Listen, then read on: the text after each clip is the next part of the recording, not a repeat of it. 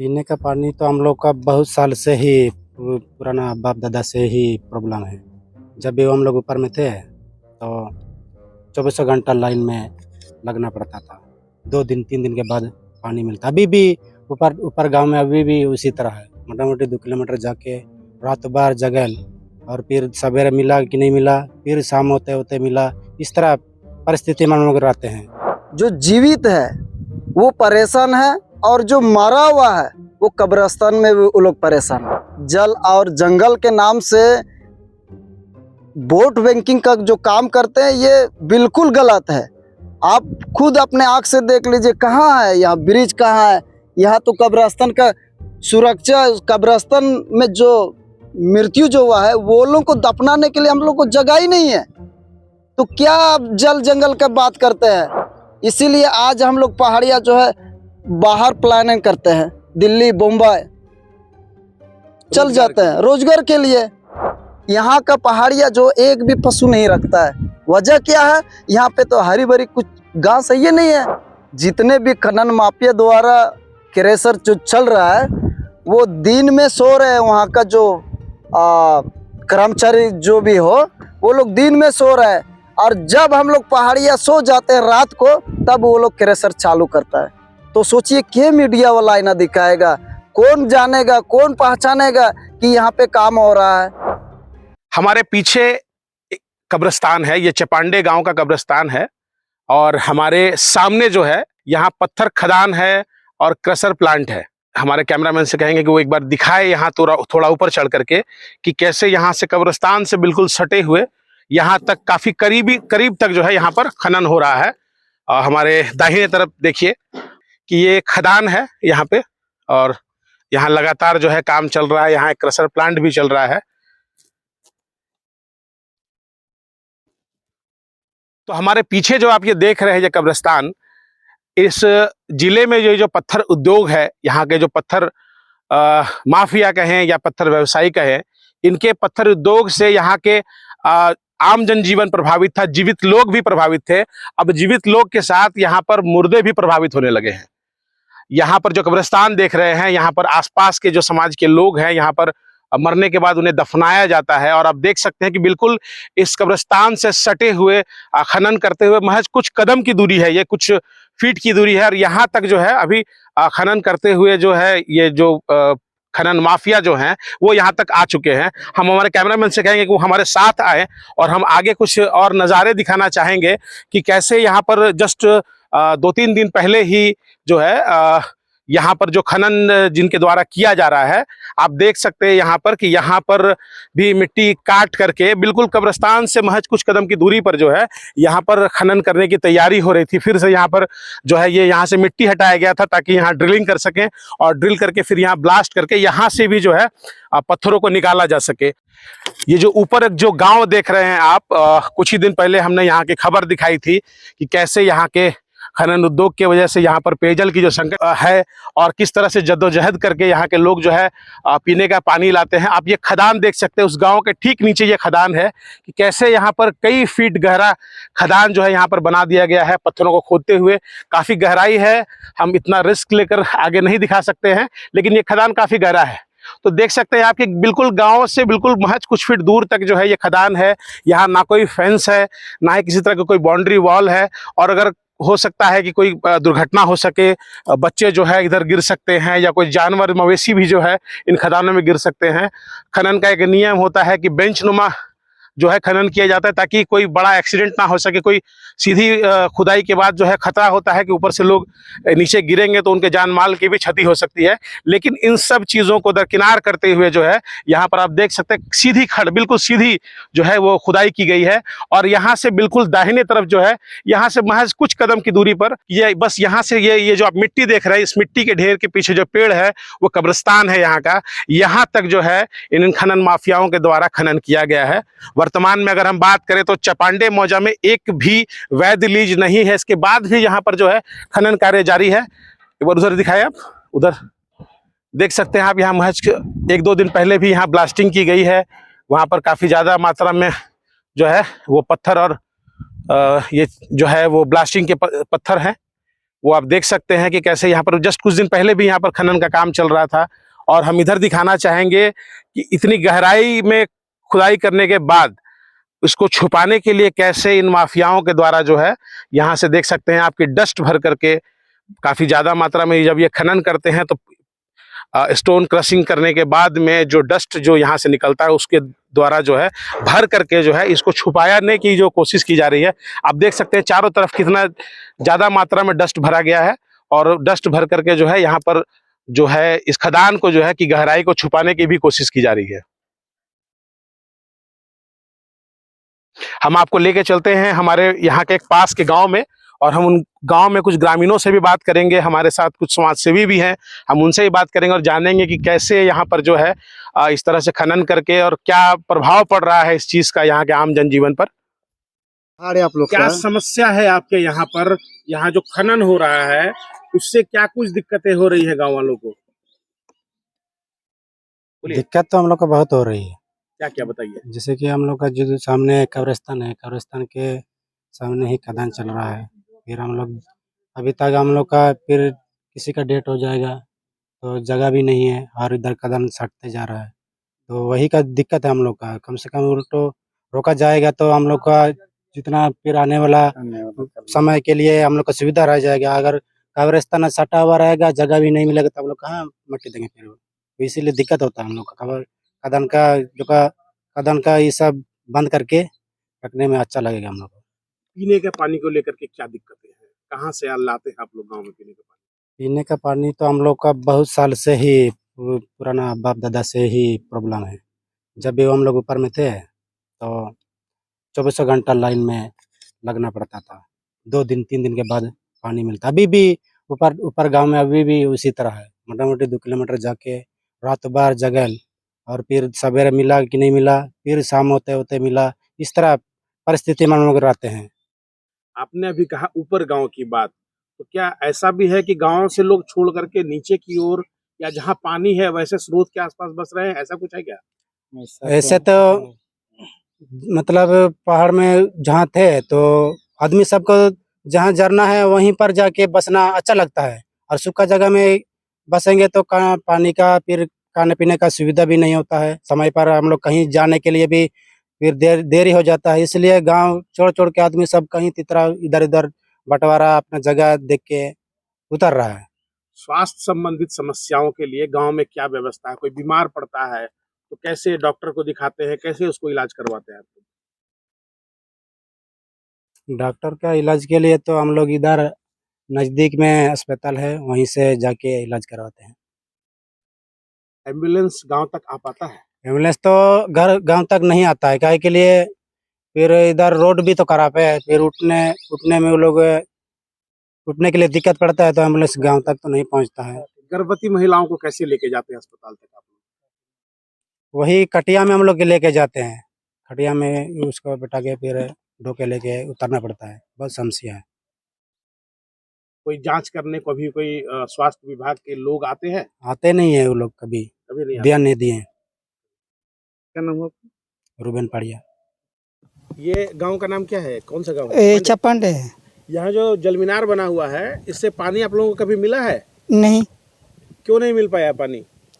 अरे मोटर लगाएगा तब ना पानी मिलेगा। तो बोरिंग किया है? बोरिंग तो किया है। मोटर क्यों नहीं लगाया? कुछ बोला मिस्त्री, बोला क्यों नहीं लगाया मोटर? मैंने बाद में लगाएंगे बोला, कहाँ आया ही नहीं। कितना दिन पहले टंकी बना है यहाँ पे? 7 महीना हो गया। 7 महीना हो गया। हाँ। अभी आप लोग पीने का पानी कहाँ से लेके आते हैं? और जो पहले आलमगीर आलम बनाया वो कुआं नीचे है, अच्छा, वहीं से हम लोग लाते हैं। कितना दूर होगा कुआं यहाँ से? ओ बहुत दूर है, आपको नीचे उतारने होगा, इसके बाद आपको बहुत चढ़ाई है। बहुत चढ़ाई है। हाँ, झरना नहीं है, मैंने इसी मैंने बड़ा कुआं है, बड़ा कुआं है। सिंचाई कूप है। हाँ, आपका नाम क्या हुआ? मेरा नाम मैसा पड़िया। हमारे साथ आज एक समाज सेवी हैं बेंजामिन माल्तो जी। हम उनसे बात करेंगे कि यहाँ के लोगों का जनजीवन कितना प्रभावित हुआ है। आज ये कब्रिस्तान भी यहाँ प्रभावित हो रहा है, आम लोग प्रभावित हो रहे हैं, गांव से लोग पलायन कर रहे हैं, पीने का पानी नहीं है, कई सारे समस्याएं हैं। तो एक समाज सेवी होने के नाते बेंजामिन जी, आप क्या क्या करना चाहते हैं इस जगह के लिए ताकि यहाँ के लोगों का उत्थान हो सके? हम यहाँ के मूल निवासी है। हम एक आदिम जनजाति पहाड़िया समुदाय से आते हैं और इस इलाके के जो चपांडे का ये हमारे भरेट विधानसभा क्षेत्र के अंतर्गत आते हैं और यहाँ काफ़ी समस्या है, जो कि लोग जो जीवित है वो परेशान है और जो मरा हुआ है वो कब्रिस्तान में वो लोग परेशान है। तो यहाँ का नज़ारा देखिए, यहाँ का किस प्रकार आज का सरकार वो क्या कर रही है। सरकार तो बोल रही है कि जब इलेक्शन आते हैं तो मूलवासी आदिवासियों का रक्षक है, और रही बात है जल और जमीन का बात करते हैं। आप यहाँ देख लीजिए कितना जंगल है, कितना यहाँ जमीन बच रहा है, और ये बहुत दुखद की बात है, सोचने वाली बात है। ये तो भरेट विधानसभा क्षेत्र से आते हैं, तो यहाँ का विधायक हमारे जनजाति विषय में कुछ भी बात रखते हैं? बिल्कुल नहीं। ये जो सरकार है ये जल जंगल जमीन की बात करती है, तो यहाँ जल तो है नहीं, लोग झरनों का पानी और तालाबों का पानी पीने को मजबूर है। और जमीन आप देख सकते हैं, जमीन भी सुरक्षित नहीं है, ना ही जंगल सुरक्षित है। तो क्या सरकार, आपको लग रहा है कि सरकार इस चीज में सच में ध्यान दे रही है, या बस इनका एक नारा है कि जल जंगल और जमीन को जो है वो सुरक्षित किया जाए? ये बिल्कुल नारा ये झूठा है। ये हम लोग यहाँ के जनजाति समुदाय से है। जल और जंगल के नाम से वोट बैंकिंग का जो काम करते हैं ये बिल्कुल गलत है। आप खुद अपने आँख से देख लीजिए, कहाँ है यहाँ ब्रिज, कहाँ है यहाँ? तो कब्रिस्तान का सुरक्षा, कब्रिस्तान में जो मृत्यु जो हुआ है वो लोग को दफनाने के लिए हम लोग को जगह ही नहीं है, तो क्या आप जल जंगल का बात करते हैं? इसीलिए आज हम लोग पहाड़िया जो है बाहर प्लानिंग करते हैं, दिल्ली बम्बई चल जाते हैं रोजगार के लिए। और हो सके तो अगर हम लोग यहाँ पे, और ढेर सारा पहाड़िया जो है इसी मुद्दे से यही समस्या झेलते हुए लोग बाहर से फिर वापस नहीं आते हैं। कहीं ना कहीं लोग जो है इस चीज़ों से प्रभावित होकर के ये जगह छोड़ रहे हैं। वो लोग ये चाह रहे हैं कि अब हम यहाँ आए नहीं, क्योंकि यहाँ कुछ है नहीं उनके लिए। जो पहाड़ों पर रहना पसंद करते थे, जिनको पहाड़ों का राजा कहा जाता था, आज इसी वजह से वो यहाँ से पलायन कर रहे हैं। आप देख सकते हैं, कहते हैं कि मरने के बाद लोग सुकून की नींद सोते हैं, लेकिन इस कब्रिस्तान में भी शायद जो भी यहाँ पर हैं, इस कब्रिस्तान में जिनकी भी कब्रें हैं, उनको भी सुकून की नींद अब नहीं मिल पाती होगी, क्योंकि यहाँ दिन रात जो खनन हो रहा है, ब्लास्टिंग हो रही है, और ये जो धरती जो यहाँ की जो काँप रही है ब्लास्टिंग की वजह से, इनको भी अब यहाँ पर चैन नहीं है। तो बताएं बेंजामिन जी, कैसे इस चीज़ों से निपटारा होगा? क्या मांग करेंगे आप प्रशासन से कि क्या कार्रवाई हो, या इन लोगों की सुरक्षा के लिए क्या कुछ हो? यहाँ के जो लोग हैं, चपांडे पहाड़ के लोग पलायन कर रहे हैं, पहाड़ों को छोड़कर वो कहीं और जाकर के बसते जा रहे हैं, क्या मांग करेंगे प्रशासन से? हम तो सरकार से तो उम्मीद किए थे, बस उम्मीद को नकारात्मक सोचे, क्योंकि अगर हम इस पहाड़ की क्षेत्र अगर देखेंगे, हमारे कैमरामैन से कहेंगे, एक बार कैमरामैन आप दिखा सकते हैं कि ये इस चोर से उस चोर तक ये एक हमारे पहाड़िया पहाड़ था। इस हम लोग का पूर्वज जो है इस पहाड़ का जो संपत्ति जो है, लकड़ी हो या हरी भरी पेड़ पौधा ब्रिज था, और इतना तक कि ये फील्ड आप देख रहे हैं ना, ये भी जो है एक समय में एक वन क्षेत्र था, लेकिन खनन माफिया के द्वारा इतना हम लोग का पहाड़ को नुकसान किया, बर्बाद किया, खत्म किया, और उसको जो है सरजमीन बनाने के लिए 10 से उसको तैयार किया गया, और ये नकली फील्ड तैयार किया ताकि कोई जांच करे उसमें ये सरजमीन है करके सोचेंगे, देखेंगे। मतलब ये गहराई का अनुमान नहीं लगाया जा सके कि कितना गहरा खोदा गया है यहाँ पे, इसलिए इसको समतल किया गया है। बिल्कुल। तो ये जो देखा जा रहा है, ये फुटबॉल का जो 2 बैरिकेड्स लगाया गया है, ये फुटबॉल का मैदान नहीं है। ये नहीं, ये तो एक पहाड़ था, पहाड़ खत्म किया तब ये लोग को। अब इसको अगर हम सरजमीन नहीं करेंगे तो पहाड़िया यहाँ का कहाँ बचेगा? इसीलिए बहला पुसला के जो है, जो खोदा गया था, वो खनन में खोदा गया था, उसी में ही घर बनाने के लिए ये लोग खनन माफिया उनको जगह दे दिया। तो सोचिए हम लोग परेशानी से झेल रहे हैं यहाँ के मूलवासी। और जब हमारी जो सरकार है, वर्तमान की जो सरकार है, वो हमारी वोट से वो इलेक्शन जीतते हैं, वह बड़े बड़े वादा करते हैं, और उस वादा को तो निभाते नहीं है। झूठ मूठ का वादा तो कैसे निभाएगा वो। खनन माफिया के द्वारा खदान को खोदा गया और जस्ट इसके ही 10 मीटर की दूरी पे ही 10-20 मीटर की दूरी पे ही एक हमारी बस्ती है। पहाड़िया वहां पे रहते हैं, लेकिन कोई बाउंड्री नहीं है। अब सोचिए कितना बच्चा उसमें जख्मी किया होगा, कितना पशु बर्बाद किया। यहाँ का पहाड़िया जो एक भी पशु नहीं रखता है। वजह क्या है? यहाँ पे तो हरी भरी कुछ घास है, ये नहीं है। तो ये सारा चीज सरकार वो सोई हुई है, अपना जगह का आईना छुपा के दूसरा जगह का आईना दिखाता है कि हम जल और जंगल का रक्षक है। लेकिन ये सारा चीज सरकार जो है भक्षक में चल रहा है, हम लोग को नुकसान कर रहा है। ऐसा लग रहा है कि हम भी तो आने वाला 20 साल में हम भी प्लान कर देंगे, हम बाहर चल जाएंगे, क्योंकि हम लोग के यहाँ के मूलवासी खतरे में है। हमारे बरेट विधानसभा क्षेत्र के अंतर्गत जितने भी खनन माफिया द्वारा क्रेशर जो चल रहा है वो दिन में सो रहे हैं। वहाँ का जो कर्मचारी जो भी हो वो लोग दिन में सो रहे हैं, और जब हम लोग पहाड़िया सो जाते हैं रात को तब वो लोग क्रेशर चालू करता है। तो सोचिए क्या मीडिया वाला आईना दिखाएगा, कौन जानेगा, कौन पहचानेगा कि यहाँ पे काम हो रहा है। इस चीज को देख के सोच के हमारे विधायक बरेट के विधायक तो इस्तीफा देना चाहिए, क्योंकि वो हमारे पहाड़ों को लूटा जा रहा है। यहाँ बरेट विधानसभा में काफी संख्या में जल और जंगल और जमीन ये सुरक्षित नहीं है। तो ये थे हमारे साथ बेंजामिन माल्तो जी, एक समाज सेवी है, अपने समाज के कल्याण के लिए ये हमेशा जो है वो एक लड़ाई लड़ते आए हैं। तो इन्होंने काफ़ी अच्छी सारी बातें कही कि क्यों जो है हमारा समुदाय जो है पलायन कर रहा है, क्यों जो है लोग जो यहाँ से भाग रहे हैं। क्योंकि जो यहाँ जो खनन के वजह से सबसे बड़ी जो समस्या उत्पन्न हो रही है वो है पेयजल की, पानी की समस्या है। लोग यहाँ के खदानों में जमे पानी का इस्तेमाल करते हैं, यहाँ के तालाबों का इस्तेमाल करते हैं। यहाँ पर जलमीनार जो है केवल शोभा की वस्तु बनी हुई है, कहीं कोई जलमीनार नहीं काम करता है, और सिर्फ जो वो दिखावे के लिए वो मीनार खड़ा कर दिया गया है। पानी के लिए लोग मीलों दूर पैदल चल रहे हैं। तो ये जो स्थिति है, ये जो जद्दोजहद है, कहीं ना कहीं ये एक बड़ी समस्या है।